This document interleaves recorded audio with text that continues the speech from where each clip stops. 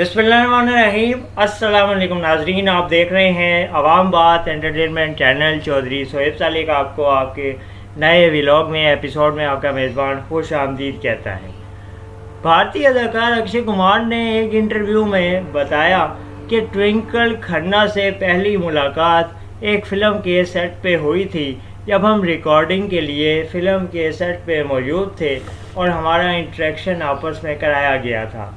अक्षय कुमार ने कहा, उस वक़्त सेट पे टेलीविज़न्स तो नहीं होते थे। रिकॉर्डिंग से फ्री होके आप अपने मोबाइल फ़ोन के बजाय को स्टार्स के साथ दीगर टीम के साथ ज़्यादा वक्त गुजारते थे। अक्षय कुमार ने कहा, इसीलिए मैं और ट्विंकल खन्ना भी सीन से फारिग होके आपस में गपशप लगा लिया करते थे और इसीलिए हमारी बातचीत वहाँ पे बहुत ज़्यादा बढ़ गई।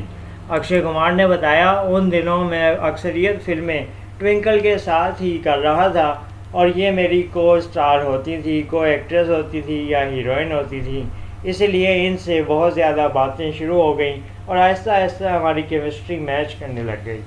अदाकार अक्षय कुमार ट्विंकल खन्ना से शादी के बंधन में बंध गए और इनके 2 बच्चे हैं, जिन्होंने ज़बरदस्त अंदाज में दोनों अदाकार और अदाकारा ने अपने कैरियर से नाजरीन को महसूस कराया है।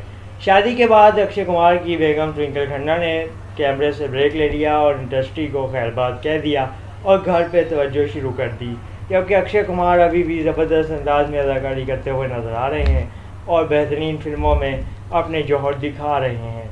आने वाले दिनों में अक्षय कुमार की ज़बरदस्त फिल्में लाइनअप हैं, जो कि नाजरीन और इनके फैंस को बेहद अच्छा और नया एंटरटेन करने का हवाला और सिलसिला लेके आएंगी। अक्षय कुमार ने मुतअद्दिद फिल्मों और वेब सीरीज़ में भी काम किया है।